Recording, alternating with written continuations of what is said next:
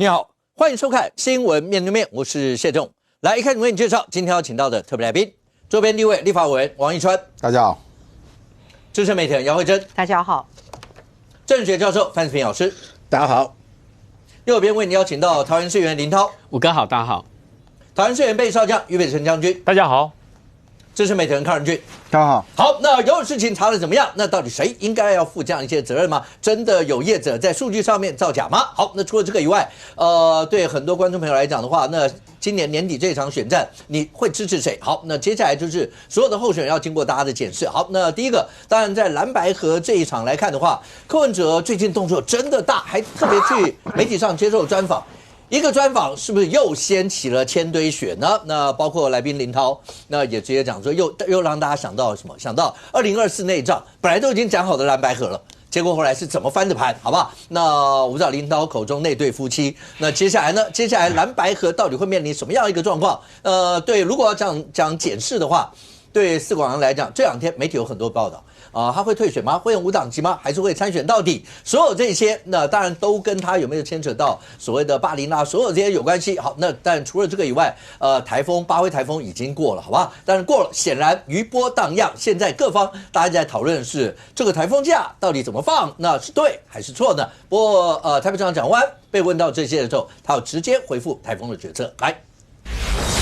市长，那针对那个台风假部分，整备假有一点引发争议。基于料敌从宽，而且我们一定是以市民的安全为最优先考量，所以我们也希望在事前做好各项的防台准备。那因应这一次25年来暴风圈最大的台风，怎么看台大气象团队9号在会议的时候就说10号没达标？我们其实就是面对这一次25年来最大暴风圈的台风，可能造成非常严重的灾情，料敌从宽，而且一定是以市民的安全最优先的考量。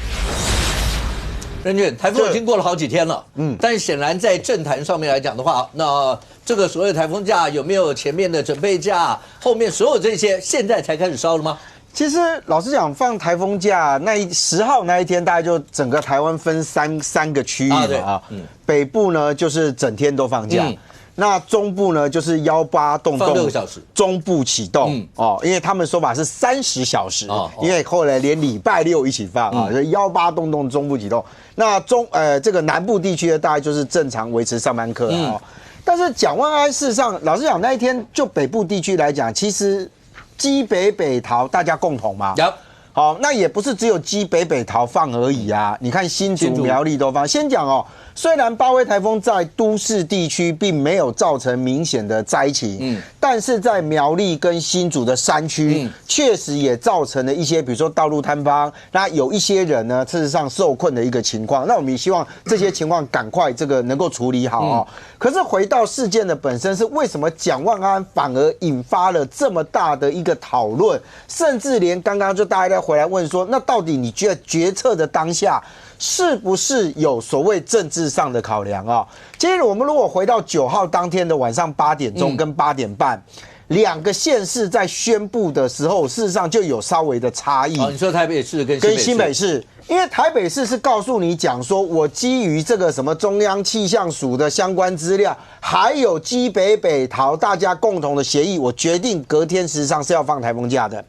可是到了8点半，新北市在发的时候，你就会发现到新北市写的其实稍微细了一点点。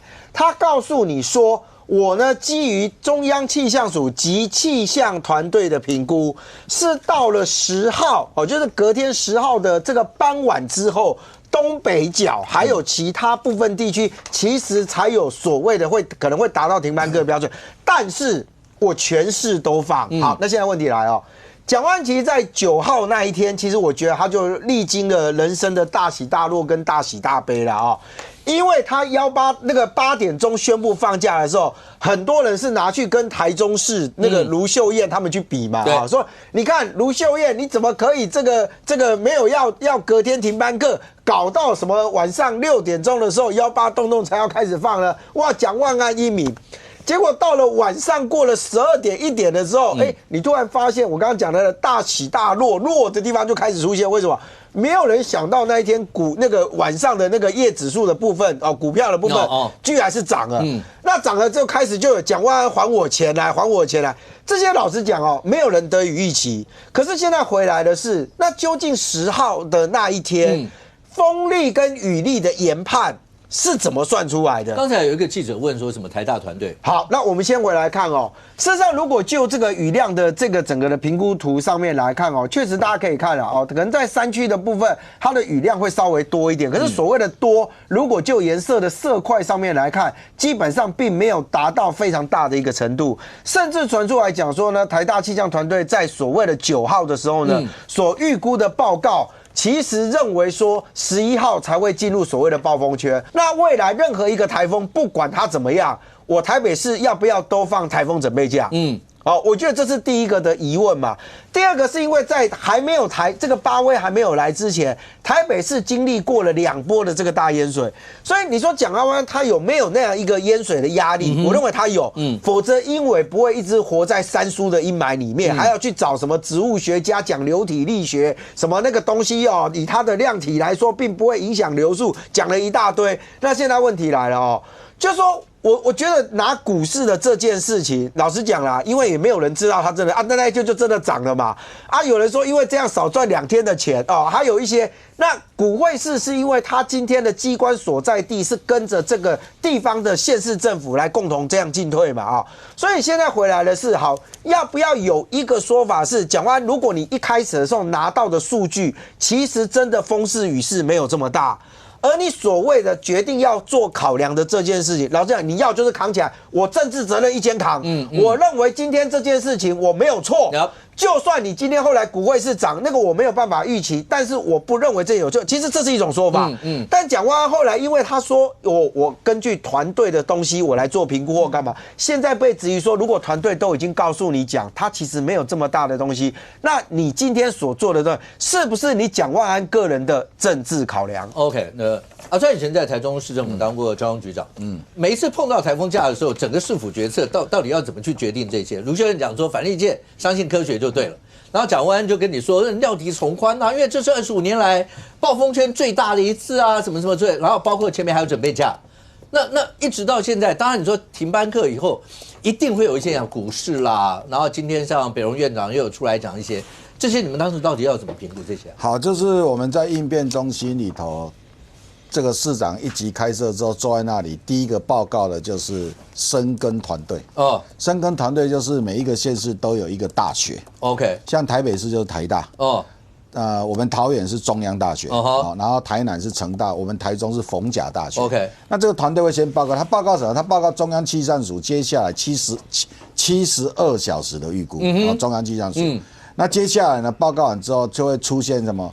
美军的路径日本的路径好，然后就是我归于一致，那大概就这个路径好，那它就会开始出现什么雨量风力的这一些预估。那我们的规定就是平均的风力7级，就是说在要做决策的4个小时，4个小时，比如说我们在讲说这个明天早上的7点，那你就看3点的时候，3点的时候的状况，说4个小时，然后呢？阵风就是忽然间来的风，叫阵风，就10级。好，那雨呢，就是台北市就350，那有些有山区的就200多，就是它有一个标准在。那这一次我们回头去看这个新闻这25年来，我们听过一个数字叫做7级风的暴风半径是这一个380公里。然后10级风是180公里，所以10级风当时180公里就从基隆扫到台中，叫做180公里；380公里就是已经从基隆扫到屏东了，就全台当时是这样，这个数字都没有问题。重点在是哪一天？是哪一天？那我刚刚讲这些数字，基本上就是礼拜6，11号上午才会到。好，那这些团队会报告完这些之后呢，接下来就是进入到这个最后决策，就是市长要决定。那市长决定，我们在台中市长决定很简单，就是这用得起了企业家的卡点回来吧。因为我们台中很多中小企业嘛，然后就担心这个企业打电话来说，一个乱办假，办假我明仔载一个工厂该停就是考虑这一些。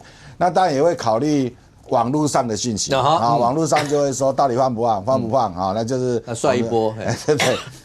通常市长最难决定的是什么？就是预估的时候呢，就是天亮，比如说6点、7点那个时候呢，刚好是6级跟9级。就我们的标准是7级跟10级嘛。那你结果现在给我弄一个6级到9级，这个时候市长就真的要赌一把啊。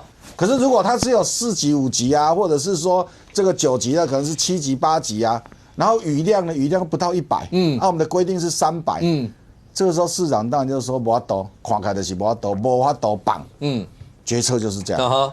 那台北市这一次呢，现在就是蒋万安在开那个会的时候放在桌上的，或者是就是台大报告的那个内容，现在看起来就是告诉他是礼拜6。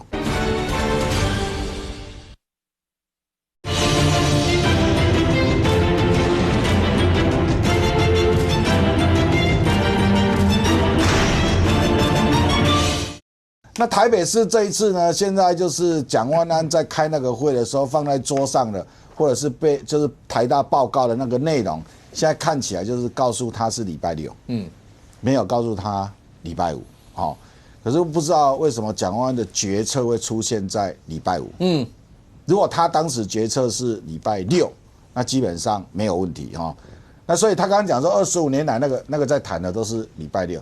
那你说不对啊？我们一开始不是讲什么礼拜4、礼拜5、礼拜5都有可能吗？可是中央气象署的就这个台风跑的速度开始变慢，所以才会到礼拜6啊。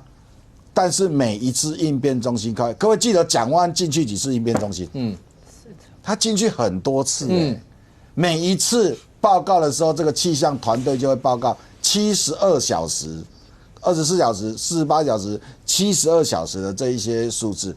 所以这一次简单讲就是他，不然这样讲好了，我这样讲，那请新北市，为什么新北市决策这么慢？晚30分钟，因为新北市长看到的就是礼拜6，新北市长看到，因为新北市我好像也是台大的团队，那新北市应该也是台大的团队，那他们可能看的是同一份资料。那侯友宜可能觉得很奇怪啊！我这样的公配在隔壁还得哪公布啊？不是4个人要一起公布吗？我的意思是说，前面4个首长，难道大家不用连线一下？被绑哦，那要不要放？大家讨论一下。好，我跟各位讲那个连线是怎么连。那个连线不是他们4个有一个群组，而是他们4个的幕僚有一个群组。好 ，OK。好，比如说以前我们台中就是左冠廷，好，会跟这一个中彰投苗，4个县市其实不同政党这4个的幕僚会有一个群组说，你们老板觉得怎么样大家就说放，不放，那就因为幕僚就会讨论说，可是我们这里放没有问题，你们那里怎么放啊？我们这里没办法放呢，你们那里再放就是幕僚先讨论完之后有共识，才会进到市长蒋万安没卡等于侯友宜啦，就那个。不是这样子运作事情，就是他的幕僚都已经讨论完，所以我觉得侯友宜的幕僚应该也是看到那些数字，所以有一点迟疑，才会晚了一段时间那可是因为蒋万安已经宣布了，规矩绑了，大家就会绑。但这个4个县市一起放的另外一个困境是这样，譬如说我们桃园我们有复兴乡、复兴区对。那复兴区的天气怎么会跟台北市的士林长一样嘛？所以经常出现的是。桃园的复兴区自己决定了，就那个区长自己决定，因为他那个山区的状况跟别人不太一样这个都是被授权可以这样做，所以我是觉得蒋万安这一次反正你就是放错了，但是别的县市放错假还 OK 你是首都啦，因为你是首都才会衍生不会是这么多的问题啦。其他县市放错假就是什么家长接送小朋友啦，大概是这些课题而已。首都市长更要小心，那尊重专业团队不过我也有建议我们中央啦，你规矩给它定好啦，等于讲7级10级就可以放这一个。第二个，如果是刚好是平均是6级，然后呢阵风是9级，9到10跟另外那个6到7，这个时候县市长决定。可是低于6的都不放，就是不能放。个顶清楚，然后把那个县市首长的裁量权锁在这个范围，你不要那么死，但锁一个范围，让他可以裁量。通不高不啊，无风无雨，立马在绑，然后你最后只能讲一句话，跟大家讲一句话说，因为我觉得很危险。对啊，就是他用的放假是因为他觉得很危险，因为那个规定里头最后一句话，就是有致灾之雨嘛，就是你担心，我市长我就讲啊，我就担心啊，你不担心是你的事，是我就担心啊。那事后当然大家诸葛孔明啊，就是自己觉得说啊，反正事后就这样啊，等到你放错了啊，讲话也有可能会猜对啊，但是是不是要给县市长那么大的弹性？这就是张景生说的嘛，任意性的这种放假嘛，因为有时候你这样讲话很任性的时候。就是开始任性的时候，你叫我不要放，我就故意放给你看。哇，加一条了，其实很多都很难解释的啦。阿川，你觉得这跟选举有没有关系？放假没有，我觉得跟选举没有关系。没有，因为选票不是，因为他上次内湖淹水那事情，他吓到了。哪有一个市长进应变中心这么多趟的？早上去，下午去，晚上去，然后到处巡，连跑去那个什么闸门那里，你那个董完局的婆婆妈妈来夜来那边比的。我觉得蒋万那个他的团队弱到爆的原因，我一直讲他团队弱到爆。为什么？他这一次不是说前面的都没有达到嘛？可是这次为什么要放？因为这个土壤啊太湿了，含水量太高，可能会有这个属石榴、蜘蛛水，他是拿这个理由放的。可是他的视察行程。事前的视察行程完全没有这个，他照道理来说，他应该跑来内湖啊，就上次我们看到那个泉水，对啊，跟瀑布一样那一块，他应该去那里啊，跟区长跟那个水利单位讲说，嘿，你有够好不啊？现在这个水是不是还是很湿？如果很湿，你们要顾好哦。他应该去排这种行程，可是他的幕僚给他排的行程，跟他要放假的那个理由。对不起来，所以我才说他的幕僚很弱，每一次的决定都很弱啊！这个蒋万安你真的要好好的检讨了。林超是这样吗？然后包括是因为上次淹水，造成有这样的心有余悸的后遗症，是这样一些情形。我觉得因为这一次的台风，大家这个防台的准备做得还不错，所以台湾平安，市民安全。我相信这是现在看到很多民进党朋友开始说嘴，你看吗？什么事都没发生，你放什么假？就是那你到底你是怎样觉得一定要发生什么事情，你们才拿来做谈资吗？而且你去看民进党，其实在整个台风天不是说去那个水沟一直找三叔，不然就是高嘉瑜跑去问那个大姐说，到底有没有要清水沟？大姐说有啦，确实吗？昨天有清吗？有啦，有清啦。不要拿高嘉瑜那种特例出来讲。你要问到，你知道吗？你要问到人家没来清水沟，你才善罢甘休。所以你会觉得很奇怪，就是到底民进党从水沟找三叔，现在还在算说，台北市哪些树啊坏掉，你把它移除。你去4000多棵还是3000多棵？你去找三叔，然后去找那些树，然后就是要营造一个蒋万安其实在防灾不利的形象嘛，就市民看起来是这样。阿川还加一句，他说蒋团队弱到爆，你够没？对。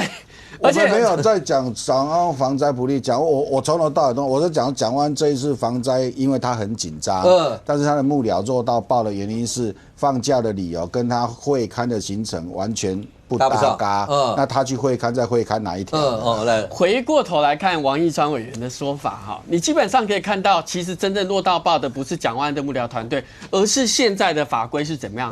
天然灾害的这个停止上班上课的作业方法，第4条的第1项就跟你讲嘛，风速有达7级或阵风达10级。第2个讲雨量有超过，第3个是说，即便它的风力跟雨量未达基准，有影响到交通或是上下班，因为刚好7月10号是礼拜5嘛。有达到这一种会有困难或影响通行、上课上班安全，就有救灾之余，它就是符合这个标准。你去赶快修法，因为现在这个行政院赶快提出修法，就把这个标准提到像刚才王义川委员讲到宽松一点嘛。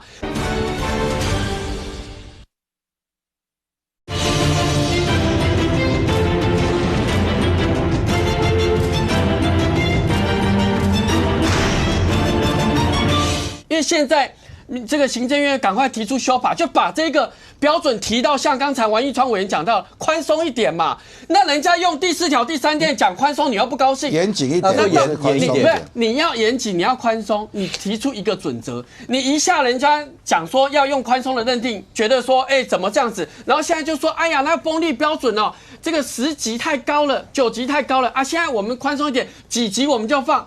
通通都可以，可是不要人家依法，就放了，没有人家依法正在做这样的决策，你要在那边啰嗦。那说真的，因为那一天你到底听不懂我那一天我在帮蒋万安讲话。不是我跟你讲了，你不是帮他讲话。我说蒋万用的那一条，他认为有自灾之语，他放嘛。我只讲说他用这一条嘛。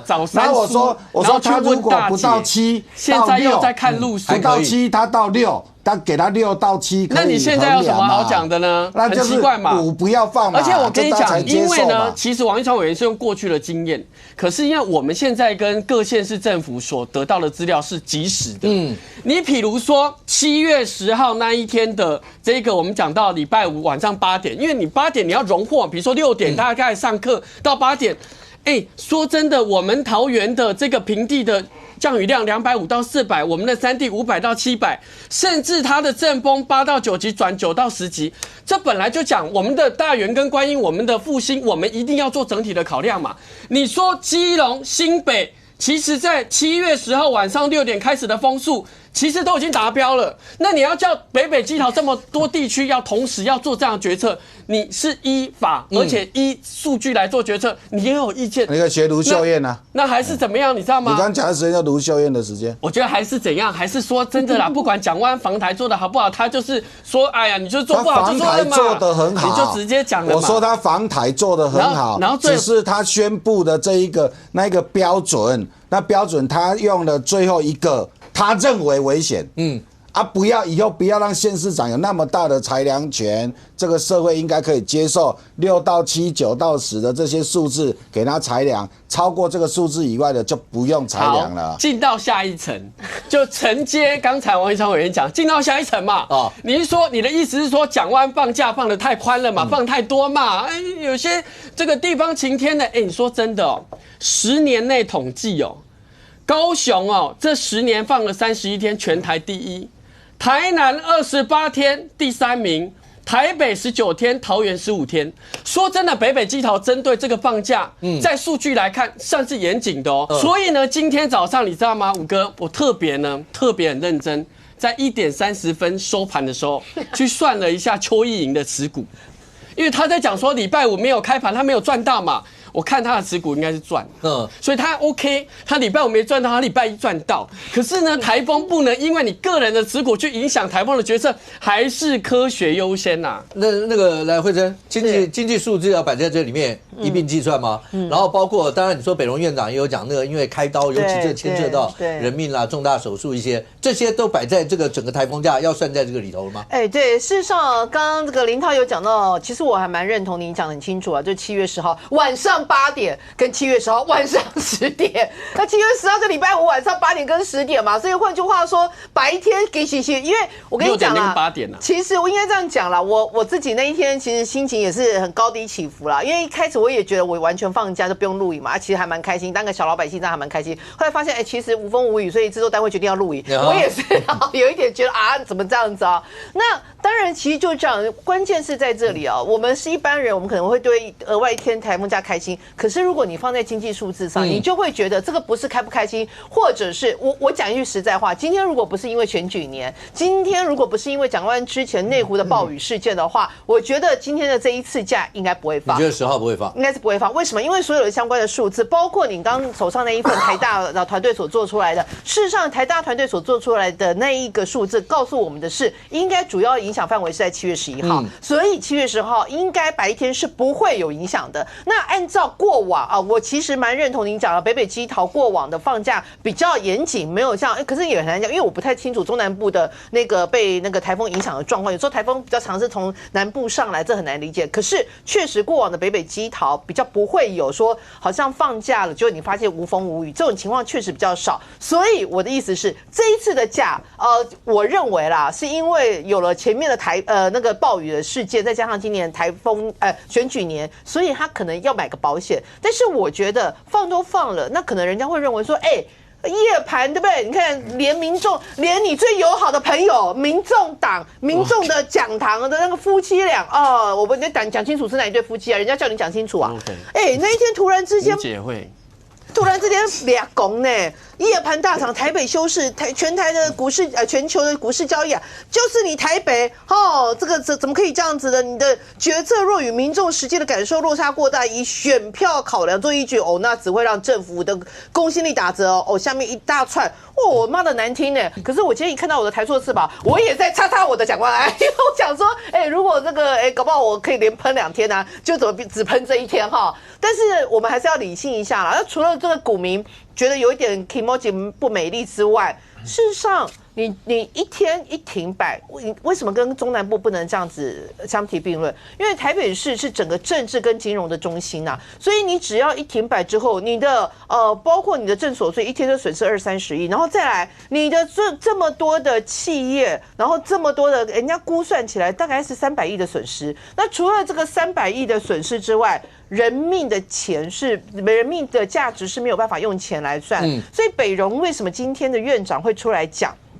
因为北荣一天光看诊的就1万人，你要知道现在有这么多人本来特别是有一个许姓小姐，她说她的老公本来是已经要动手术而且是好像癌症是重症的，结果都已经排了非常久。那你现在既然因为这样子导致他们整个，那你不是说你今天没有办法开，那你就明天开下不行，因为所有的诊全部都排好，所以他们的等于变成要从头回来。那时间这些东西看在很多重症病人的眼里，这不是就是我没办法等的吗？我如果今天是没有什么事，只是虽然也有一个照大肠镜的也挨了，对，他说我都已经泻药都已经，然后开始止不住的时候，告诉他明天哇，那是眼泪把腮老把腮底啊，不止眼泪流，连下面都在，真的是止不住。所以我可以想象，但是我们这种一般的人还有时间可以跟你重新来，有一些重症人是没有办法，所以我觉得应该是说，大家现在质疑的点是回归到数据，回归到科学。假设数据跟科学是告诉你，礼拜五那一天其实是不应该放的。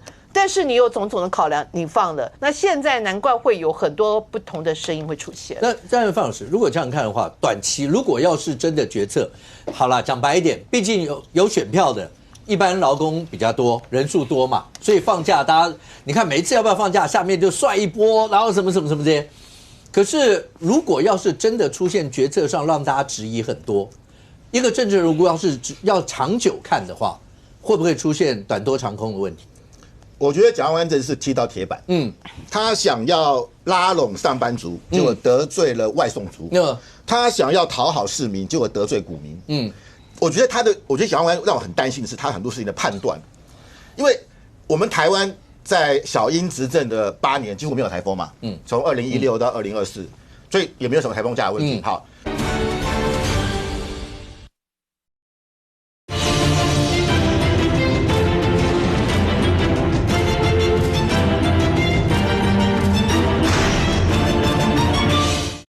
因为我们台湾在小英执政的8年几乎没有台风嘛，从2016到2024，所以也没有什么台风假的问题。好，那如果要讲台风假，应该是马英九当总统的时候，就2016年520之前嘛。可是那个时候有2个问题是台湾现在当时的状态，台湾现在是有的，而当时没有的。第一个就是大家都在炒股。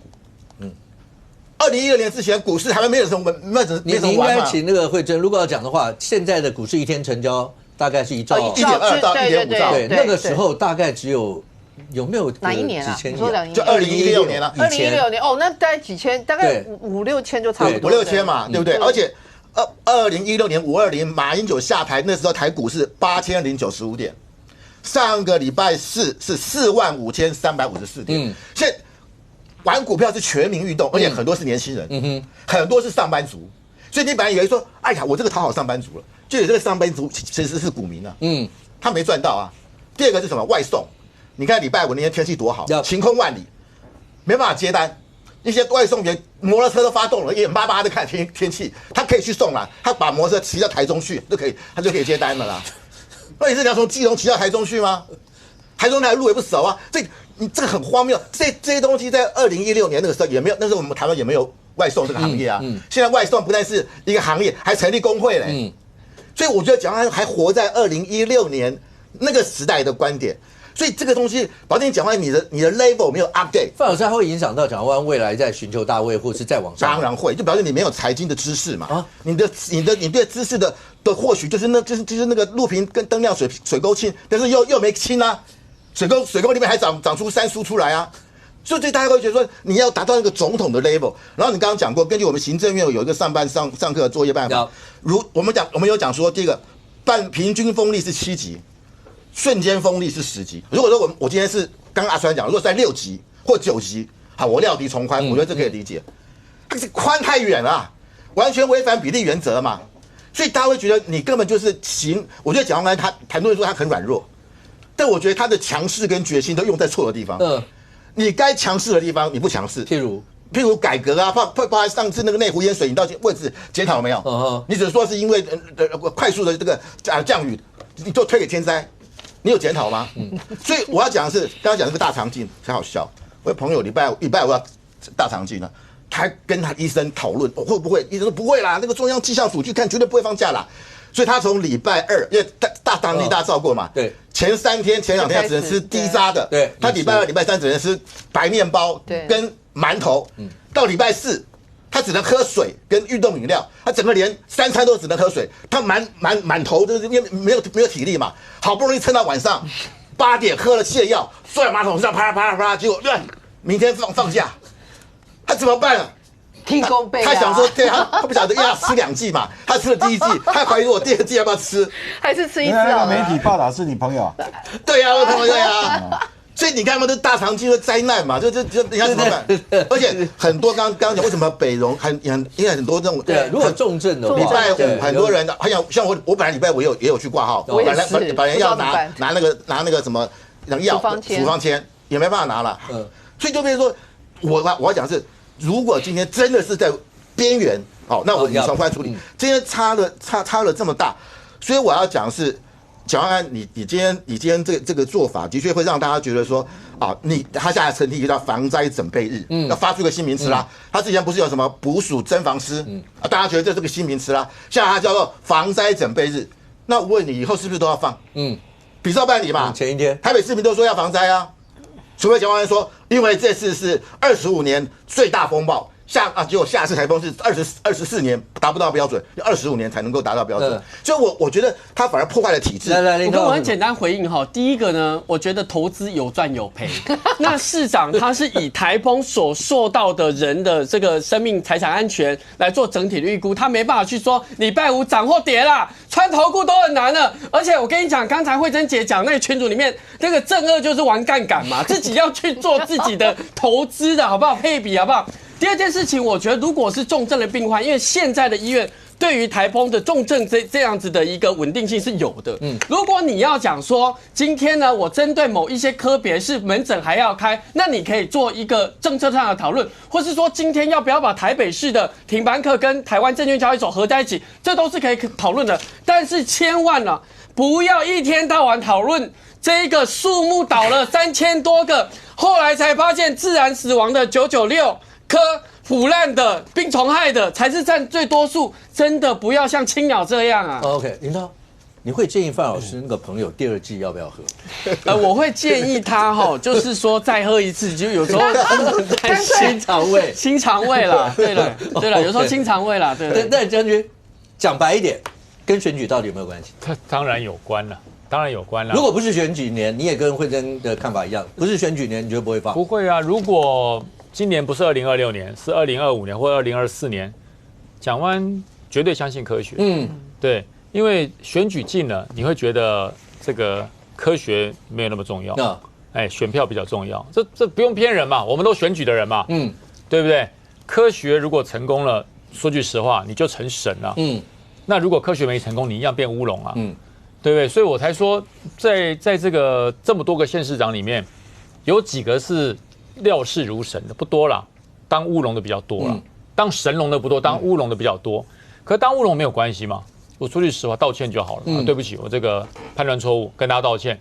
其实很多啦，太多县市长都是宣布休假，隔天大太阳。那为什么蒋万安这次放这个假会引起这么大的讨论？就你硬凹啊，就道歉说对了，我实在是判断错误，不好意思就好了。柯文哲不是也讲了吗？那个如果讲错了就概括承受。虽然柯文哲当年也没有概括承受，所以我就讲当局者迷，你自己在当市长，你势必会有这么多的谜团。那重点就在哪里？重点在于现在卢秀燕赢啦，卢秀燕变神啦，对不对？可是卢秀燕在成神之前，前一天也被骂爆了，全部都休假，他台中不休，也被骂爆了，这就要扛住压力。那为什么卢秀燕扛得住压力？因为卢秀燕今年没有要连任了，卢秀燕今年没有要连任啊。台中市长他已经当2届了嘛，他没有办法再连任第3，所以卢秀燕当然潇洒，所以我才说，人家讲无欲则刚。你心中没有那个欲望，你就相信科学。你心中有那个欲望啊，科学就变玄学。我跟你讲，你就不相信，所以我才说，中央气象局发布的资料，其实包含了有很多气象专家也都预判礼拜5停课的几率不大。那为什么蒋万安会突然间下这样的这个所谓的决心呢？当然跟他上一趴的内湖淹水有关嘛。那内湖淹水也不是因为台风啊，是强降雨啊。所以你要解决淹水的问题，其实你要针对你的水道疏通，还有树要不要移？我要告诉大家，我们在军中移树是件大事。军中那个100年的榕树、100年的樟树那个叫什么？南洋山，长得好大，那个千万不要随便去移它。那个移它，第一个你的前辈会骂你，第二个呢，有很多人会穿凿附会啊，说树乱移会倒霉的。树乱移会倒霉的。那么台北市的这么多的行道树，你说有自然死亡的啦，有超过100岁自然死亡的，有腐朽的，有病虫害，有天灾。其实树倒最多的，除了病虫害之外是天灾，被吹倒的。所以不是砍树，是修树。你修树的目的是为了降低灾害，甚至为保护这棵树。可是砍树就不对了，所以我才讲，还有一种树是非砍不可的。这次蒋万安区没有做，就是在水沟旁边，它不断的那个根扩张，把那个原来宽达这个40-50公分的水沟压到剩下大概10公分。OK， 那个树要修。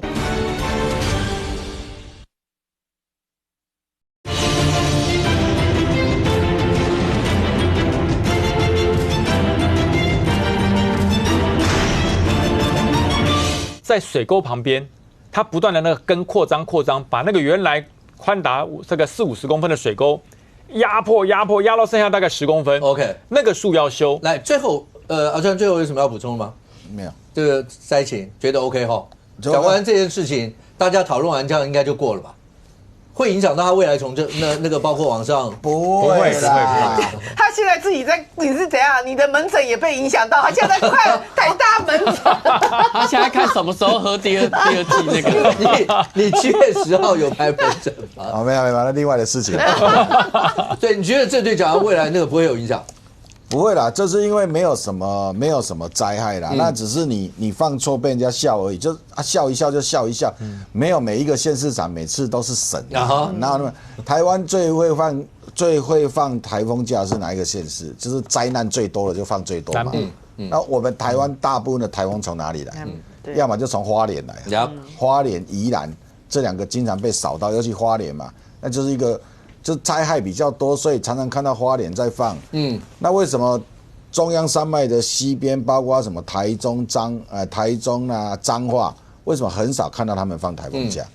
因为少甲台中的已经都没风雨啊嘛，所以我是觉得这样啦，就是灾害来这个标准，我会请中央气象署一定要检讨啦，就是说你未必要给县市长那么大的权利。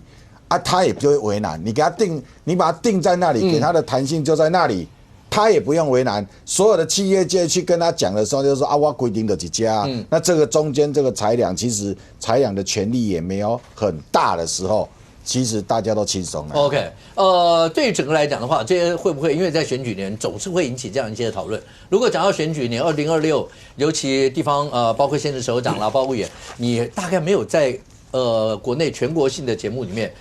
讨论一个议员，大家讨论了这么久，但饲管羊确实是国内，而且所有的节目大家都会讨论到这些。当然你说，如果因为这样大家是关心霸凌这件事情，我觉得它是一个正面，让大家去正视像这样一些事情。但一直到现在已经到了，任俊这2天的媒体上的传，饲管羊会不会退选？会不会退选用无党籍？还是会一样，就是还是国民党参选到底？有各种不同的说法，但是连桃园党部。那国民党桃园党部被问，他就跟你讲，他们没有劝退哦，但是没有证实后面的那些现在状况呢？其实应该是说今天是有2个不同的媒体针对士管阳参选的这件事情，引用了同一个国民党桃园市党部主委的说法，却有2个不同的解读啊。那其中有一边是说，是不是有谈论到就是说要士管阳退选的这件事情？那当时引用了那个党部主委是说，这个要当事人自己要去思考啊，或什么的，但也没有讲说退选这2个字。但因为标题这么下，那另外一篇报道是提到，就是说这个党部主委说，我本人我不知道，但我本人没跟他谈过，也没有要跟他的。但是问题就麻烦了，回来是说。因为士管阳诚如您说的，他其实本来是一个市议员的参选人。是啊。那这件事情来自于是他原先有没有在他求学的阶段的时候，对他的在各个不同时期里面的同学或者朋友，让人家觉得有这个疑似霸凌的情况。那士管阳本身自己其实也拍了一个影片，对啊。结果没有想到，本来应该是影片应该要这个完了之后，应该大家就觉得他就鞠躬道歉了嘛啊。那也愿意就是说尊重当事人的感受啊，或者什么的。结果没有想到这个事件，从他的妈妈万美玲决定去参加广播开始，哇，开始不断的烧。首先是妈妈说，这段时间我也把他们那个当时坐校车的东也不知道是找来抓来还是叫来，搞不清楚，因为各家写的都不太一样。他说把他找来问了就问了，大家会觉得很奇怪，就是说第一个士管阳的问题其实他在求学的阶段，因为他那时候其实未成年嘛那你在求学的阶段有没有做过这些事情？那如果有，就是你跟当事人之间这个是我觉得这是士管阳被质疑的这一块。万美玲被质疑的其实是，当你的儿子士管阳在面对到这些可能有遭到这些事情的时候，你有没有透过第一个妈妈的身份？第二个，你有没有议员的身份，或你有没有其他的角色介入去处理，让其他人觉得更不舒服？这就是有一个女生她出来讲说，你有本事不要去找我爸妈，你就冲着我来就好，或什么的。那万美玲自己接受访问的时候也不避讳，我们就把他们找来啊，或干嘛的但她提了一件事情，就如果有他们认。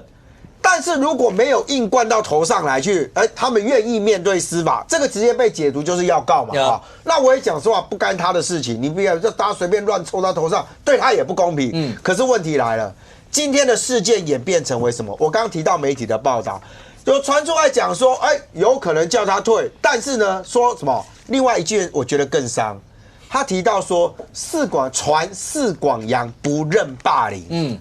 这个麻烦了。这代表是你原来所拍的这个影片，很有可能这个标题一下去，会变成是我有没有觉得我有错我是为了选举嘛我为了选举跟大家道歉。当然士管阳自己本身没有这么说，是因为媒体写了这样的一个标题。那问题还有另外一个，现在检视的对象除了万美玲自己没事说出什么120公斤没有当兵，她很羡慕哥哥可以当兵什么之类，大家开始协寻120公斤的士管阳到底有没有照片，那个年代有没有存在过不知道。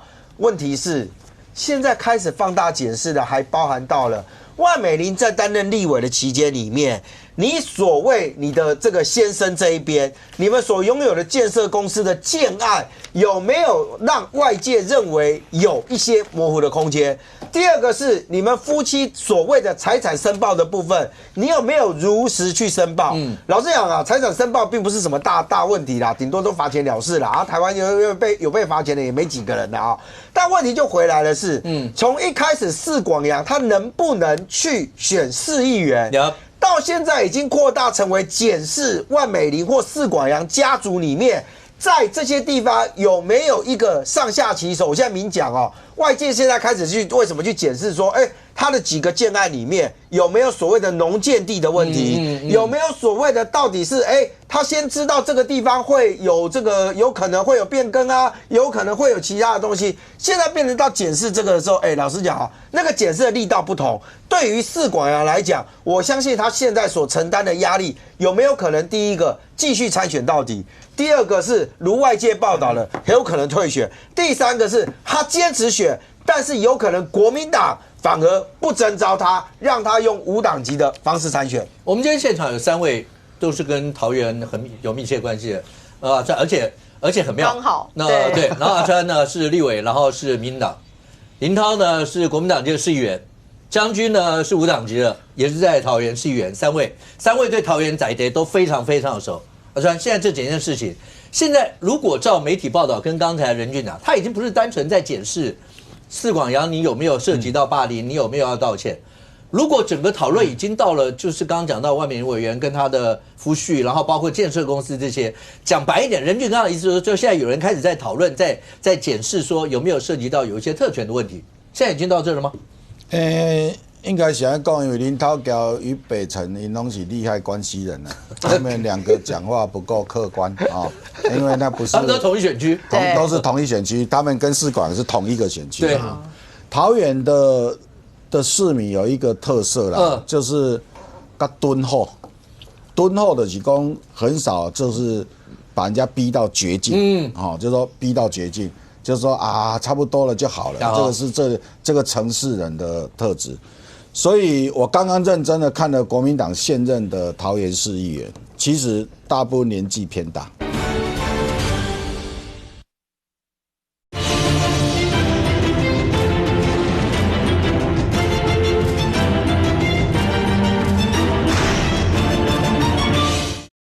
桃园的市民有一个特色啦，就是较敦厚，敦厚的是讲很少就是把人家逼到绝境，就是说逼到绝境，就是说啊差不多了就好了，这个是这个城市人的特质。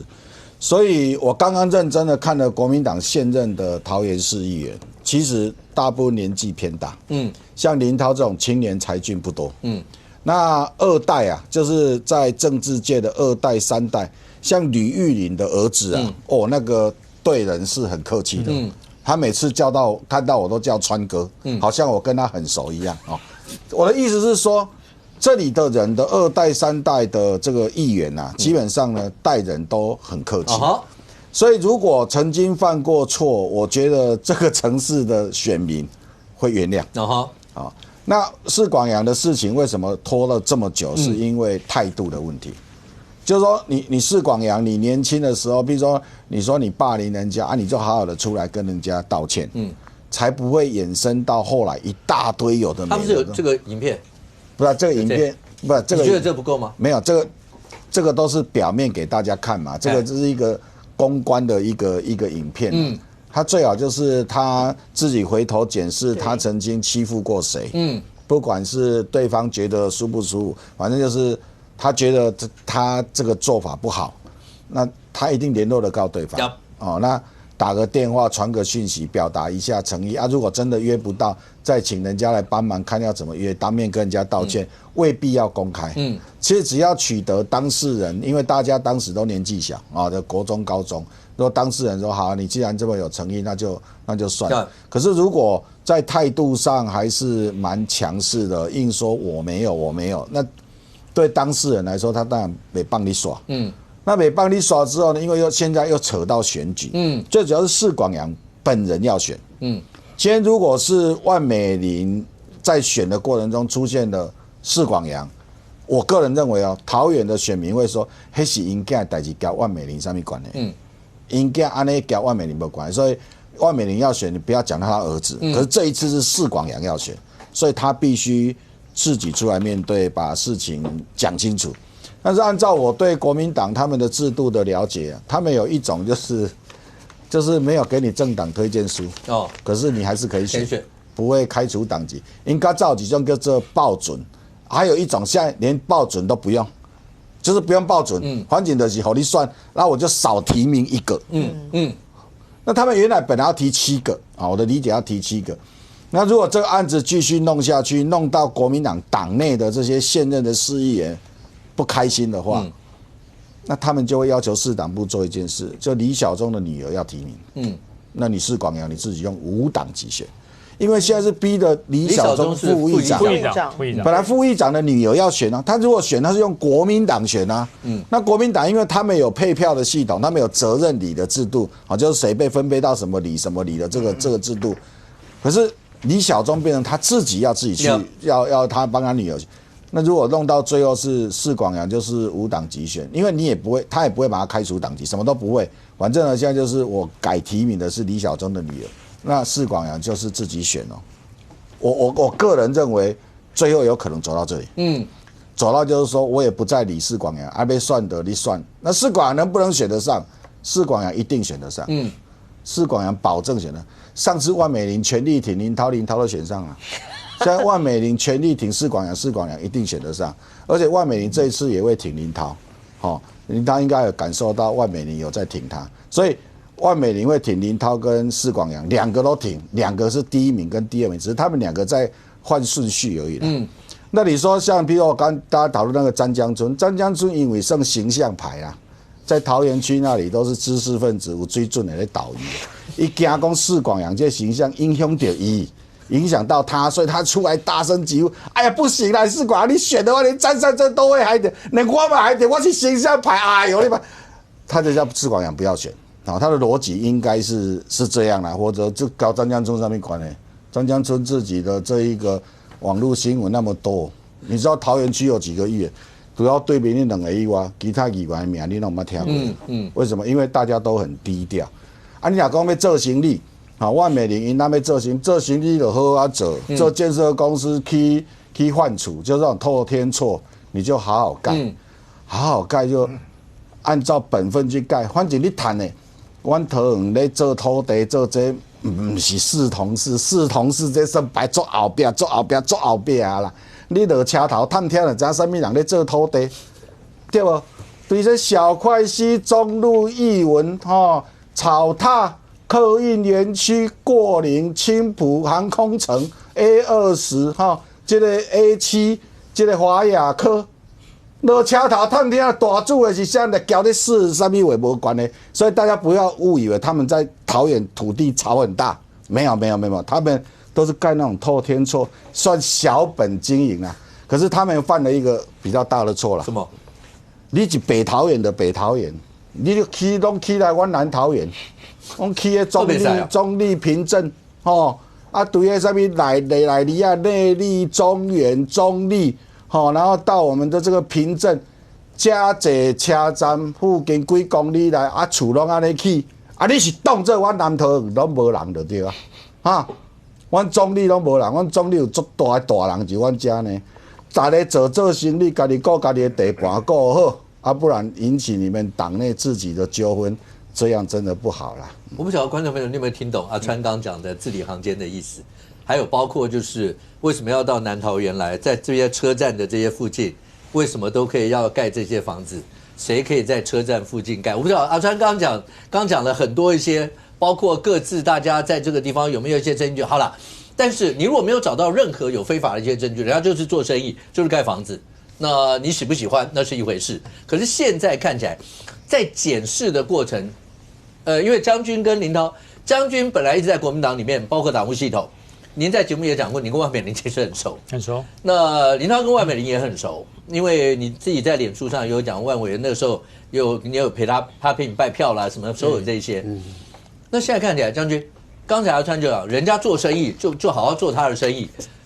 士广阳这件事情为什么要扯到像这些？现在已经变成是他退不退，已经不是大家讨论最重要的一件事了，已经是当火如果一路再往下烧，你知道，就算万美玲委员跟他的夫婿那些一切都合法或什么，但是没事就要被人家拿出来这样讨论的吗？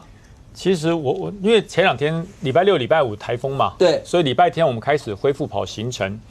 我在很多行程里面有很多以前万美玲的好朋友啦，现在应该也是了哈，不能说以前，现在也是。他就问我，他说于将军你怎么没有给万委员一些建议？我说我有啊，我打电话他没有接啊。我有打电话他没有接哈。我有给他，我说我想给他建议。电话有显示哈。有，我想给他。用赖吗？用赖用电话，他就是他没有接。那为什么会这样讲？因为表示他接受那个访问是灾难性的访问，连他的支持者都这样想，所以才问我有没有给他建议。那么他这个访问里面犯了几个重大的问题，本来是士广阳的事，本来是他儿子的事，现在这个事烧到他身上来了。所以刚才小武跟我说，他士广阳会不会退选？不会退，也不能退。不会退是他们的，为什么不能退？不能退，就是如果退了，表示做错事了。而且做错事不是士广阳做错事哦，是万美玲做错了。是万美玲做错，所以不能退，不能退，对，不会退是主观上，对，他们觉得会当选，对，不会退就是他的基层够稳，那不能退是我没有错，为什么要退？那如果退了会影响到未来万美玲的选票。那媒体上面有在讨论说，这样一路烧，除了你说会不会烧到大家去检视万美玲委员跟他的夫婿的一些，包括建设公司的这些以外，还会连张善政的选情都会被烧到，会吗？多少会。多少会？对，所以台湾市党部对多少会，但不影响他的胜败。我觉得多少会不影响他胜败，可能本来赢很多可能拉近，然后就多少会，但是不影响胜败。所以我讲他必须要透过一次选举，即使没有国民党的加持，4管也要选上。选上表示选民还是挺他的。OK， 他急需要完成这一项证明。那如果我不选了，我退选了，那么这个证明无法完成，会变成他2028。选举立委的心魔 ，OK， 我不知道这个有没有影响，所以他必须要透过2026这一战，要证明我还是会当选，即使没有国民党，我还是选得上，这是要信心指数哈。那另外我说他在这一次的访问犯了几个大的问题了，这都是他的选民跟我讲的哈，他的支持者跟我讲，他说第一个，那个校车上每一个人都问过吗？每一个人你都问过吗？因为他讲的嘛，我都问过。因为今天那个女孩子，不是在对，她有发一个，就讲说她的同学有人私讯给她，然后意思就是说，他们没有互取，就是那个什么，就你叫阿麦，互叫外号什么，对，等于是单方面被叫。意思就是说，你们如果再这样，我可以拿一些东西出来给你们看的意思。其实就这几篇呢，他在脆上面有理，就是说，就是有很多跟斋跟4管阳同车的车友，出来讲了。其实我这很多内容归纳2点，第一个，犹豫了很久，很抱歉，这么久才跟你联络，鼓起勇气哈。那看到万提到的校车上的人都问过这件事，我想还是跟你说，就是当时他也在车上，我记得他确实叫你阿拜，而且对我的印象来讲不止一次，常常在这样叫。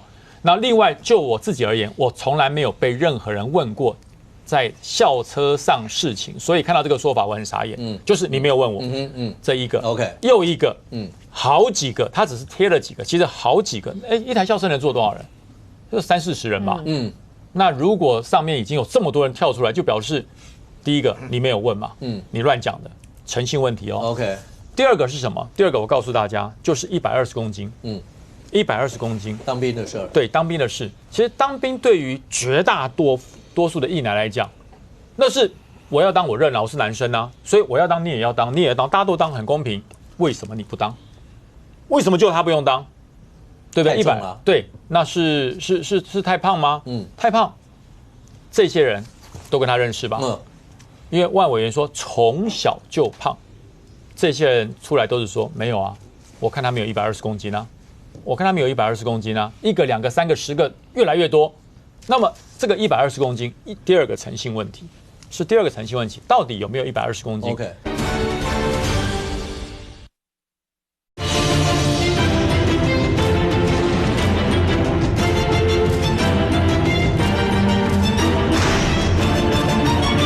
为什么就他不用当？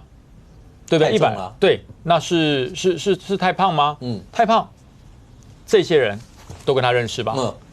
因为万委员说从小就胖，这些人出来都是说没有啊，我看他没有120公斤啊，我看他没有120公斤啊，1个、2个、3个、10个，越来越多。那么这个120公斤，第二个诚信问题是第二个诚信问题，到底有没有120公斤 ？OK， 好，第三个叫做毒品的那个叫做迁毒的问题，到底是大义灭亲还是避重就轻？这3件事情都是在他接受广播以后开始在地方燃烧的，开始烧起来变话题，主动变话题。那大家想想看，这3件事情他要如何去让它弭平掉？说破嘴也弭平不掉，已经传开了。OK， 所以他必须要透过一次的选举，就是我依然可以让我儿子选上，表示这些事情都没有影响，否则2028会变心魔可是现在看起来的话，林涛，这件事情对你来讲，在地方上跑一定也会有人问，然后你跟万美玲委员也非常的熟认，这些就您所知道，他们接下来要怎么应对这些？其实我觉得3件事情第一件事情是，其实在第一时间我有 po 出一张我跟委员的照片，然后那时候是他在选立法委员的时候，我陪他去站路口。那我们当然是在过程中彼此都有互动嘛，觉得说如果有这样的争议，其实越讲越接近真实。其实我那时候脸书就写得很清楚，鼓励他把很多的事情来跟市民来说明。那这样子我也是第一时间来给他最大的一个鼓励哦。那第二个部分哦，其实刚才于将军讲得很清楚，因为于将军跟万美玲委员是非常熟的，他的太太、他的女儿都跟这个整个万美玲家族，我女儿跟士果阳不认识，这点必须要说明。但以前那个委员在选举的时候，其实于将军的女儿有去帮他发面子嘛，就说他们的交情是长期了解万美玲家族，或者是说在整个桃园的生态。那我其实是身为一个新生代的，我都很感谢所有的前辈的鼓励。然后我也希望说，在这个过程中，我也跟武哥讲，最近我们在走地方，还有一些中秋节已经提早开始的一些晚会，其实你会觉得我们基层的地方组织的一些支持者，他会有一些情绪，他情绪是焦虑，到底这一局是，比如说是党部要出来，谁要来主导，谁要来把这些争议一一的赶快说明，至少不要让它延烧出去。那因为这个上礼拜委员他有争取一些时间对外说明，可是我觉得啦，我觉得就是说，你如果是以非记者会的形式，是以那种访问的形式，你其实没有办法把很多的细节像我们这样子一一的盘点，就一张一张的盘点，你变成是一问一答。那如果没有问到你想要答的地方，其实补充更加的就是会偏斜嘛。所以我觉得啦，我们现在大家都能做一件事情，就是说我在帮他跑国民党的一些组织，包括国民党我们自己在跑，本来选举都是各自努力的，但是呢，我们尽可能的帮委员争取一些他可以对外说明的时间，不要让这一件事情是像昨天不是市长部已经传出，比如说村长他在脸书有提嘛，说担心影响到国民党整体的基本盘嘛，那我们当然就是尽力。继续好好的努力在基层，可是呢，针对委员部分，我们也会帮他争取一些时间，让他未来能够说明更清楚。慧珍，简单的问，这会不会对万美玲委员本身？因为其实大家有很多人讲说，本来桃园有很多人看好他未来2030张善政卸任以后要不要接？当然，他还有一个鲁明哲，可是万委员因为包括他的票数啦或各方面都非常亮眼，但这件事情看起来，我就讲。现在其实大家不是单纯在讨论一个施广阳的事情，是会不会影响到他？我觉得对于万美玲本身未来的选举影响性会比他儿子还要来得高，因为事实上他儿子其实带9000票就可以上了，不管是他有没有挂国民党的，事实上我觉得他儿子要当选这件事情不是对，但是为什么我说会？对万美玲影响比较大，是大家会开始把万美玲放在一个全国知名的政治人物的位置去检视他。其实像这种地方型的这个政治人物，一般是台北的媒体不会特别去检视他。可你现在检视之后，你会发现有太多的问题点，或是太多让人家不理解的地方。比如说，第一个事情发生到现在，你儿子为什么不能？他是哪里有问题？不能站在第一线自己说明清楚。28岁的人，他今天要出来选的是什么？是选我们的议员。议员是什么？就是要代表市民来针对市府进行一个监督。如果说今天你连你自己的过往都这样子没有办法讲清楚，我们怎么期待你这样子的人未来到议会里面可以扮演好你的角色？第二件事情。他的妈妈也很奇怪，一个大人大姐28岁啊，你个出面去跟恁囝讲，伊咧霸凌人时阵，你伫咧边啊嘛？你嘛无伫咧边啊？伊咧下啊去骂人时阵，你有在旁边，你以为没有在旁边？那请问你现在是有什么角色？你先把你120公斤的儿子找出来再说。现在大家找不到你120公斤的儿子啊，还是从那个时间点，从以前到现在，你就是用特权的方式来让你儿子觉得我就是太子，我就是这个天公伯啊，我就是这个这叫什么天公囝啊。是不是？就是我就是可以横行霸道，不然我很难理解，怎么会有人从国中、高中、大学可以念8所学校？现在是怎样？集满8点可以换一个那个博士学位吗？不然怎么会换转校转那么多？那这样子的人会有一个问题点是什么呢？就大家会担心，你如果是议员成绩还好，如果未来你妈妈当上了市长，哇塞！你不是市长，这一些听说啊，这个什么铁路怎样啊，这个都沿着你家的这个，我不知道是不是事实，但有人出面指控啊，就说好像你的建案哦都是跟这个铁路地下化有相关啊，这个我是不清楚，因为地方的东西我们比较没有那么了解，这要有证据来了解。但是这个东西啊，大家也会开始质疑啊，你怎么会之前在那个财产申报的时候，2021年到2025年的财产申报上，从来没有看到你持有你的海川建设，也就是你老公明明是海川建设的董事长啊，怎么都没有这个相关的资讯在上面？那是不是就是这一点？那他当然可能说那大不了我申报不实，我就罚钱嘛。所以现在来到一个问题点我觉得我们对于政治人物的财产这件事情哇，好像变魔术进去的时候是2串香蕉，出来的时候变成2座金山呐。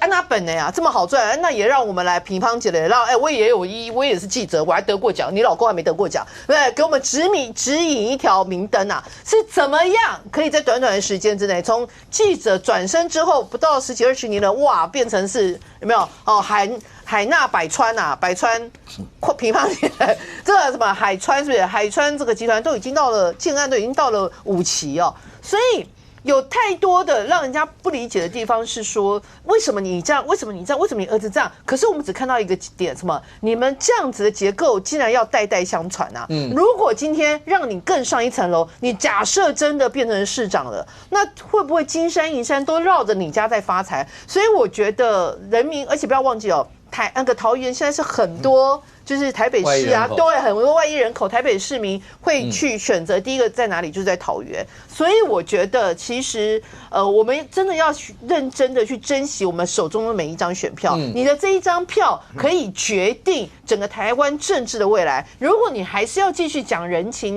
什么应该像不到这代机谁小时候我们把掏给我们干，如果你继续要用这样的方式来面对你的选举、你的选票的话，结果就是这种地方派系会代代相传。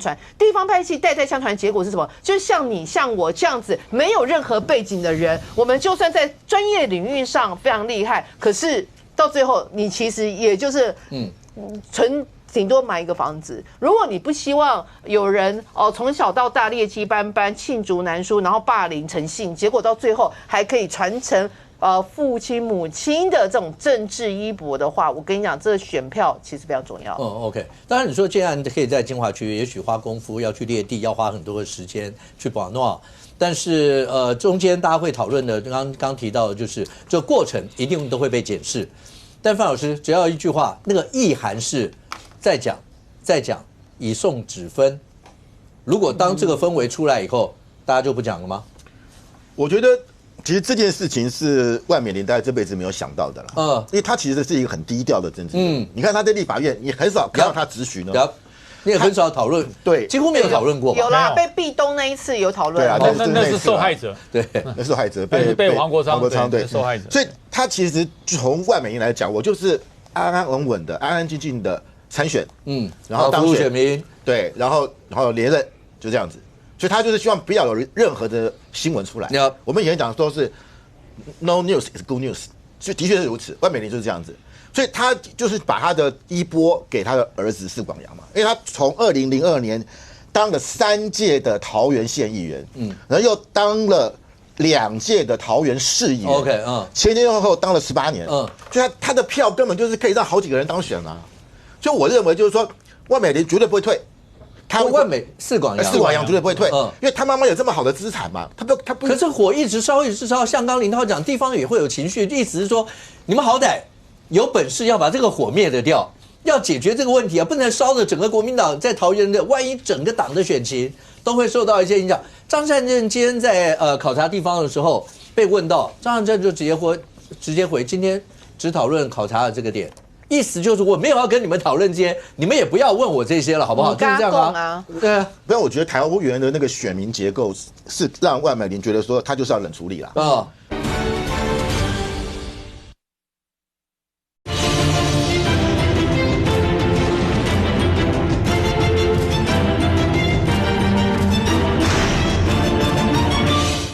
整个国民党在桃园的，万一整个党的选情都会受到一些影响。张善政今天在考察地方的时候被问到，张善政就直接回，今天只讨论考察的这个点。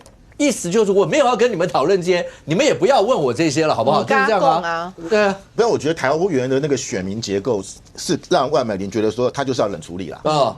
就是投过身就过了，我就不讲话嘛。因为他发觉他讲话受访效果是反效果，就让这个风头看可不可以过去。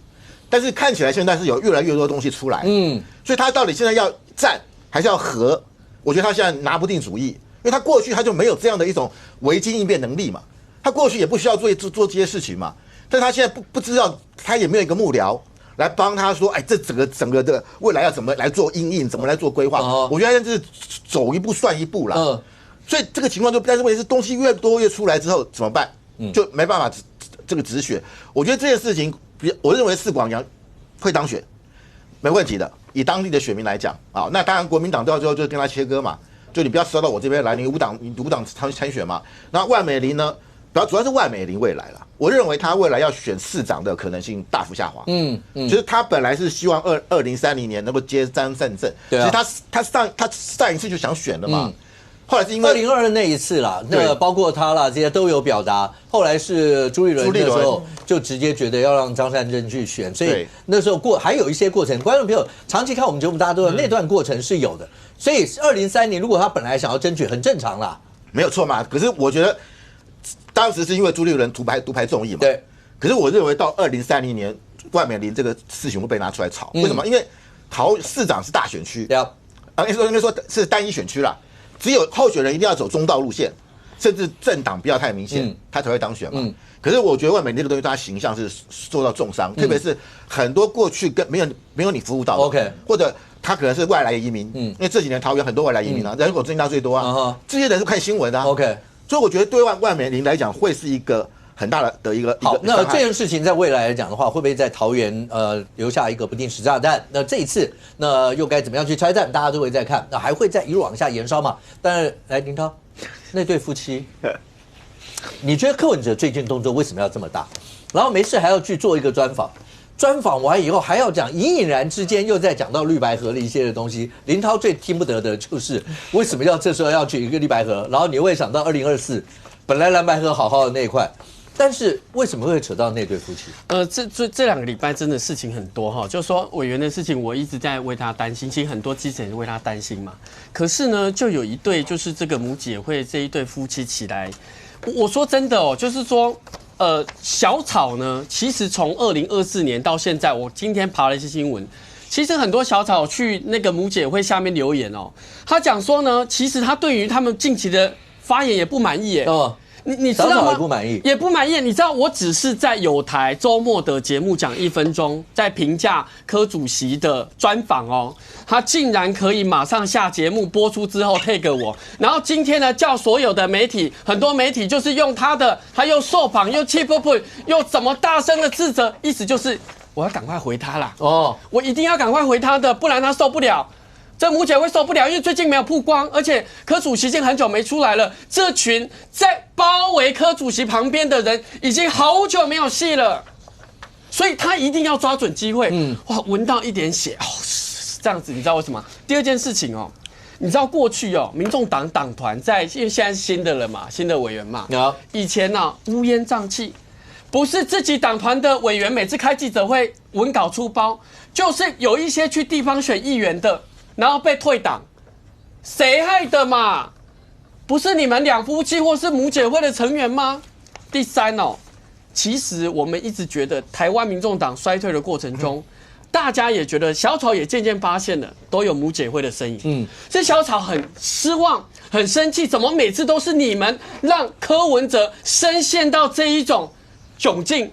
那到底你现在还在大小声什么？而且我必须讲哦，你大小声如果有标准，有文字判读的能力，或是有能力攻防 ，OK 嘛？你战狼嘛，你就看一下有没有标准嘛，或是当党团主任总是要2把刷子嘛。结果他连2把刷子都没有。你知道他脸书回我什么？你知道吗？他回我说，柯主席意思是说我要卸任的啦。过去大家有什么误会可以讲一讲，至少小英还表达善意，这个人是把我抓去关，代表他的意思说柯文哲是委屈，不是说要跟民进党有互动。好，第二个他讲说这个就很奇怪，人家至少小英还会说请你吃碗牛肉面，赖清德对我唯一就是把我抓去关，意思就是我没有跟绿啦。为什么林涛要这样评价柯文哲主席呢？他脸书通篇是这样，对不对？可是不好意思，现在是社群的时代。柯文哲主席在专访的时候，不是只有讲这个问题哦。不好意思，去看一下访问完下一题是什么？下一题，柯文哲主席每一个字我是逐字，而且请了3组团队确认这么短的文字没有问题。柯文哲主席说，如果2024年重来一遍，你也是说赖清德，你选完以后是采取跟台湾民众党合作的态度，那今天国内的政局不会乱成这样，代表什么？代表是2024年蓝白没有合，可是2024年赖清德总统选赢了。如果赖总统找我合作的话呢，我们就可以合作啊，国内的政局就不会乱成这样。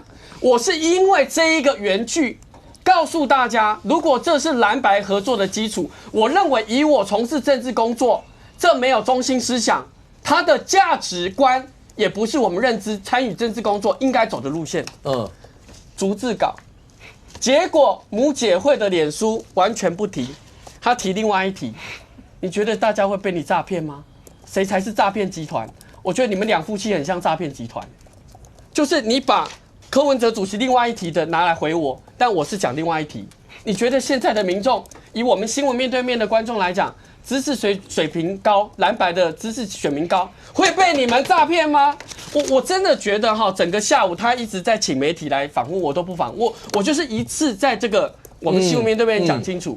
如果是从前面惠贞姐讲的，在讨论台风理性要讨论放台风假的时候，你都可以第一个出来骂蒋万安，然后呢，你可以清算你们党内的竞争者，现在还出来乱咬，恐怕连小草都很担忧哦。林涛，对蓝白合会不会产生影响？我觉得蓝白合现在不会因为母姐会任何的发言而影响，因为小草大幅的去下面留言说，请这个一对夫妻不要再影响蓝白合了。说真的，2024年的君悦的现场，我们是支持所有支持蓝白合的人，阻挡所有阻挡蓝白合的人。6点协议，我们在现场是开心的，只有一个人掉眼泪。撕毁就是那个柯文哲赢了，就是签了那个6点协议，只有一个人掉眼泪，那个人是谁？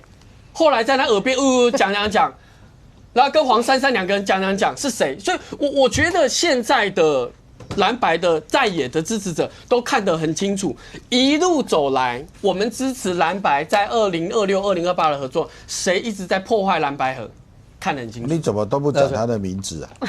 我。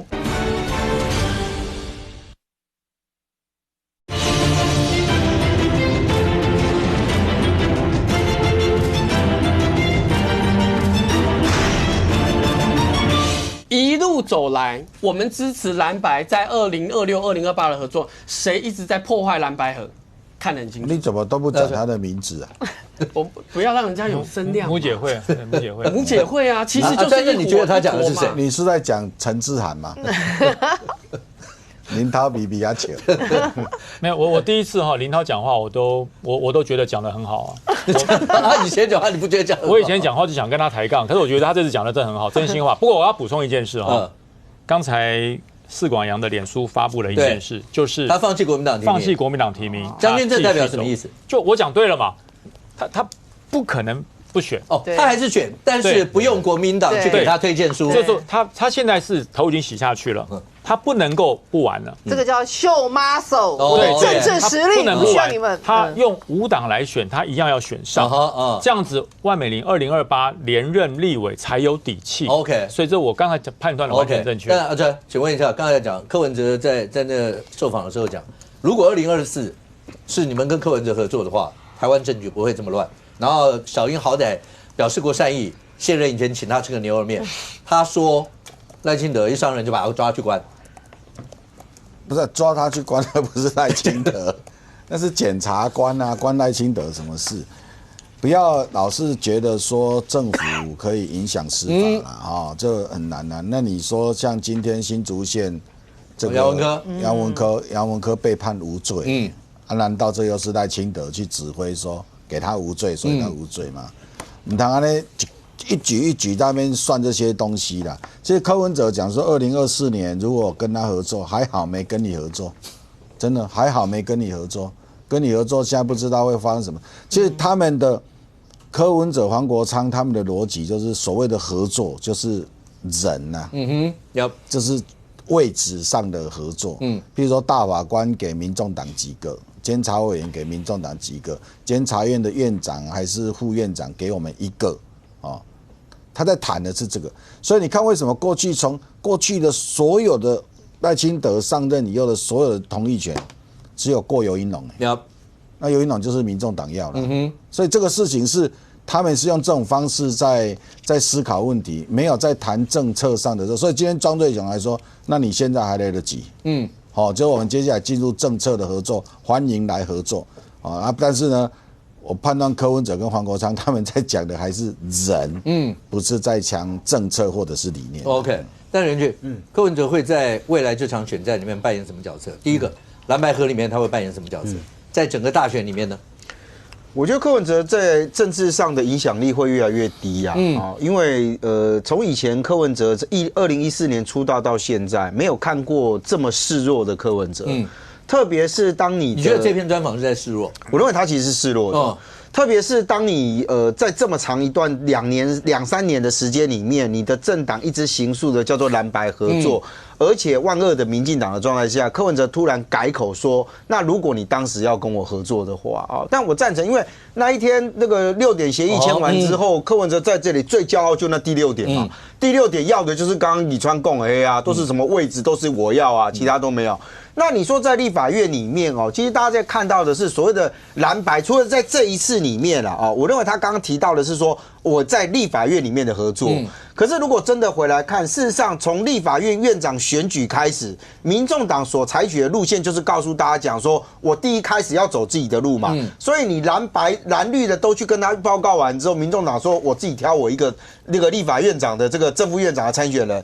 从那之后，其实你看到所有的民进党，不管是在法案的部分，或者是在提案，唯一大家有印象大概只有一个东西是蓝绿真的，对不起，绿白真的有达到一个大家有互相联署的壮世代。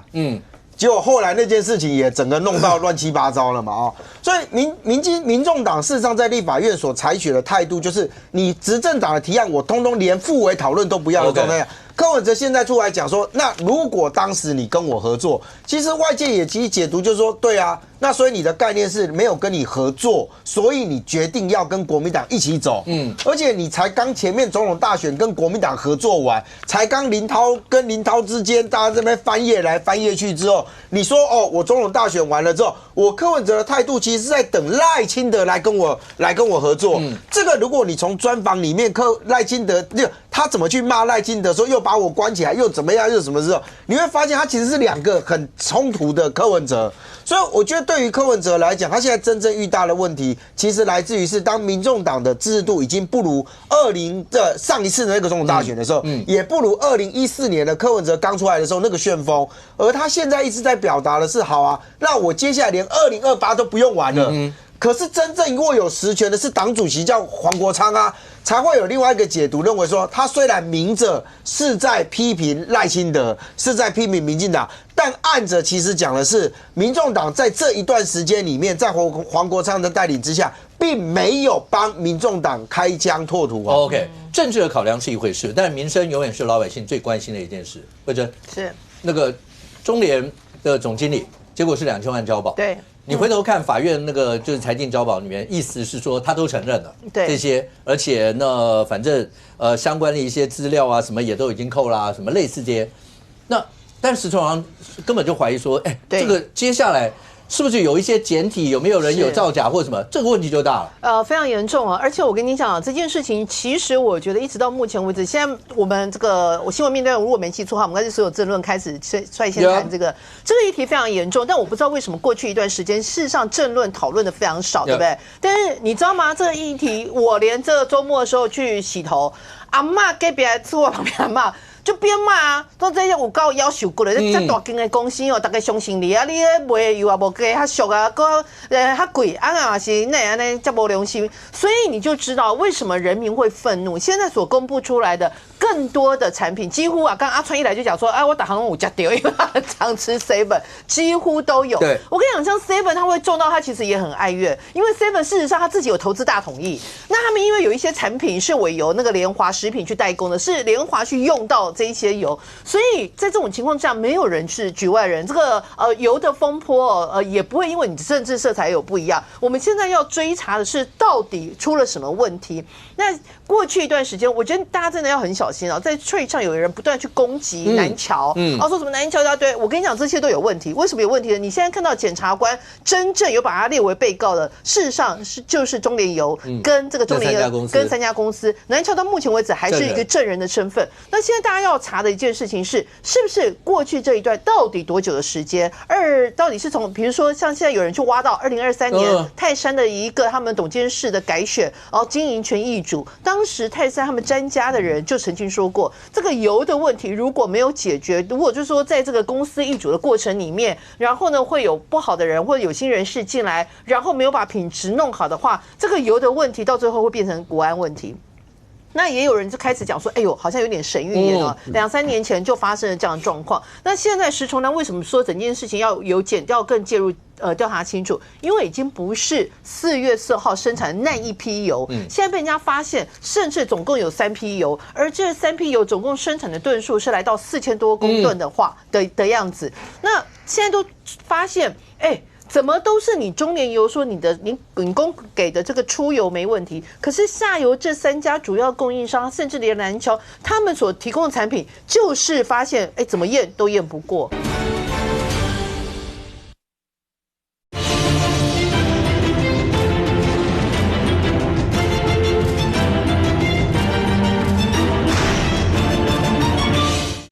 可是下游这3家主要供应商，甚至连南桥他们所提供的产品，就是发现怎么验都验不过。所以现在问题来了，你中联油，你是不是从头到尾在卖羊头挂狗肉？你从哪里用的这些有问题的油？那还是说我之前是质疑，如果是第一批，也就是1300多公吨的时候，那一批的说是巴西豆，那现在如果扩张到4000多公吨，那有的可能是巴西豆，有的可能是美国豆，那是不是变成不是豆子？那就不是豆子了，是不是不是豆子的问题，变成是你生产的这个制成出现问题？那还是你在过程里面又添加了一些什么东西？那再来，这个总经理他都认，那所谓的都认，那我也疑惑啊，你的都认是你都知情，还是你认了，但是你是被推出来的？有真正的后面的整个操盘的人是你是出来担的。所以我觉得，因为有太多的疑问，但可以确定一件事情是，2300万人民的安全是没有办法让你这边谈判来谈判去，所以追出真凶才能真正挽回人民的信心。来，林涛。基本上在这个油的事情，从第1批，现在第3批，今天又是第5批。然后呢，你去查一下经济部的1年的数据，已经高达我们就生产的那个大豆油是30万吨。如果以现在的查办方式以现在搜索的方式4大油品的实验室的资料都还没有任何去搜索或去保全证据，到底有哪些查到没有报的，我们通通都不知道，搞不好我们都知道那个油了。然后第二个呢，现在被人家发现。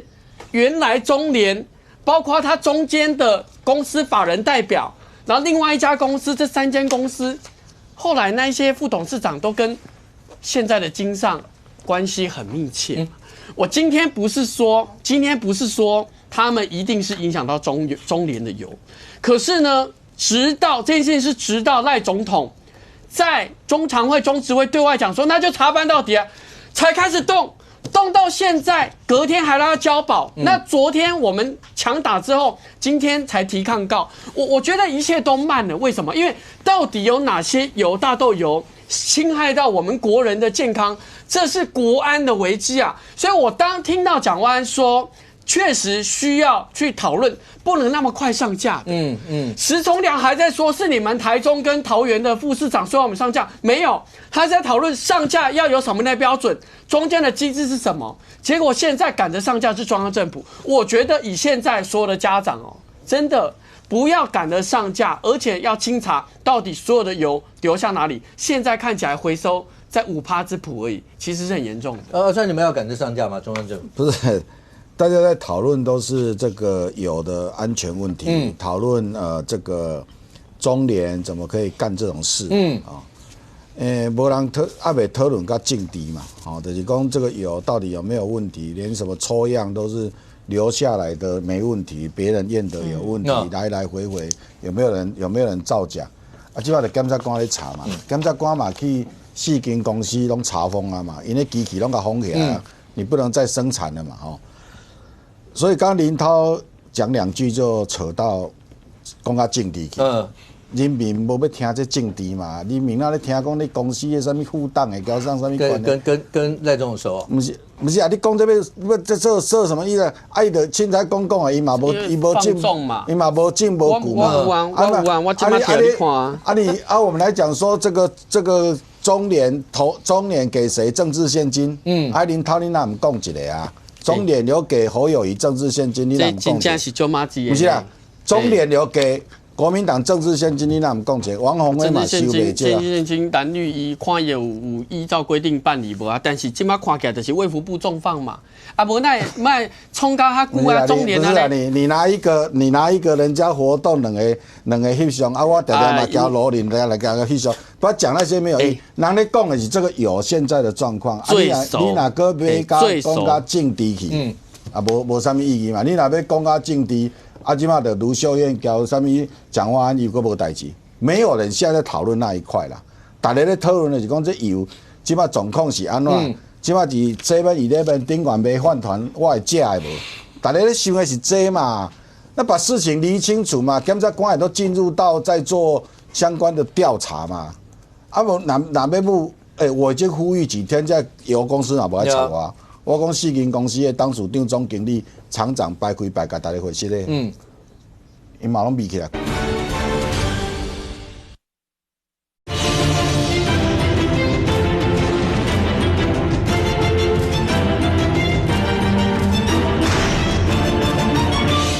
即摆状况是安怎？即摆伫7-11顶管卖饭团，我会食的无？大家咧想的是这嘛？那把事情理清楚嘛，检察官也都进入到在做相关的调查嘛。无哪要不？我已经呼吁几天，在油公司也无爱吵我。我讲4间公司的当属长、总经理、厂长摆开甲大家回息咧。因嘛拢闭起来，规群拢闭起来。而且金管会到现在为什么没有叫这些？这就是那个上市贵公司为什么到目前为止都没有出面说明？对啊，他们都不出来讲，然后也不跟我们讲流向你讲你去怪这个便利商店卖饭团我食便利商店饭团嘛，不是便利商店做的伊是一个通路规群拢咧卖便利商店各个大饭店大家拢对，中了1样2样，几乎大家都有中。先把事情理清楚嘛，大家要都要追究政治后边处理啦，检察官会去查啦，大家拢唔免急啦，去政治现金，人即马陆续就看政治现金啊，国民党也跟了政治现金讲，政治现金本来就依法办理，就讲无你哪交翕相，翕相特点嘛咧翕相，啥都无咧翕相，翕相去咪就讲伊交伊袂歹，我一天嘛交偌济人翕相，高铁站嘛当着讲川哥也翕一张，我也毋知迄个相啊，迄个若是啥物枪击要我咪随啊，迄无法度安尼讲代志嘛，大家讨论是讲民生这一题。当然，咱的卫福部的这个速度，食药署的这个速度，你说要不要再上架？你要不要再上架？那我请问啊，我甲多个慧珍看我7-11那边的规定表啊，我讲这个也对，我也对啊。你起码那现在全部便利商店，刚刚人家做出来那张表，全部都扒下来嘛，全部都慢落来嘛。几间大饭店，台北市几啊间大饭店拢对啊，间大饭店总关起来嘛，迄不是安尼讲的啊。我们下架有2种，一种是确定是它就下架，一种叫预防性下架。本来你预防性下架，最后发现没有问题，那个就可以上了嘛。因为有一些食物，你给它预防性下架，你的不漏水的无啊啦。比如说你那个饭团，你给它预防性下架，伊的保存期限的呀，伊7天、10天伊就袂卖啊。那你预防性下架，它就是下架。你总袂讲预防性下架，放到冰库。过20天了，给它摕出来卖，有些已经都不见了啦，不见有些当然是吃掉，有些预防性下架，有些下架早就因为保存期限的关系都没了啊。比如说泡面啊，泡面你预防性下架，今麦卖泡面的啊，都那几个窗口拢是啊，它就是用到里面的一点点油啊，你可能用到一点点，可是它就是有用到，像预防性下架的，修了都没当卖。可是因为我们的泡面大概有3个月到6个月的保存期限嘛，那你那一批如果最后验完，这间公司生产的，可是这个批要验完没有问题，你当然还有泡面搁放回去啊，啊无做泡面不是做衰，做泡面伊是去用到迄个油包内底啊，用到伊的部分的成分尔，伊即摆规个仓库拢是泡面，啊你讲叫摕全部拢摕去单掉，伊嘛做衰啊，所以我还是呼吁这4间大公司的头家，吼。董事长、总经理、厂长排几排，甲大家回息咧，讲看这面哪背，你毋是惊背消费者尔啦，迄中去站的啦，什么联华食品去站的，买恁的油咧生产食品，阮消费者食去站的，即摆嘛做衰啦，去买着恁的油制造食品给我们吃，这一群人，我们现在政府对这一群人没有相关保护措施，消费者有，但是制作食品用到人家的油，人家可没有。所以这个也是后续都要去看，要想办法怎么解决。但是最上游的那几家油公司啊，恁真正够得力的，够天良的，出来给你回一个，看这代志要怎背啦。这整件事情一路往下，因为食安的问题没得商量那所有全民大会最在乎这一块。真的有人会在资料上面造假吗？或者有一些数据会有造假的一些事吗？检方现在查到什么程度？那中联的总计2000万交保以后，检方是当庭抗告。那接下来就看。高院要怎么裁？然后那更重要一点就是怎么样能够真的给全民一个实的安心。OK， 非常谢谢所有来宾，也非常谢谢观众朋友收看，谢谢我们六妹，我们明天见，拜拜。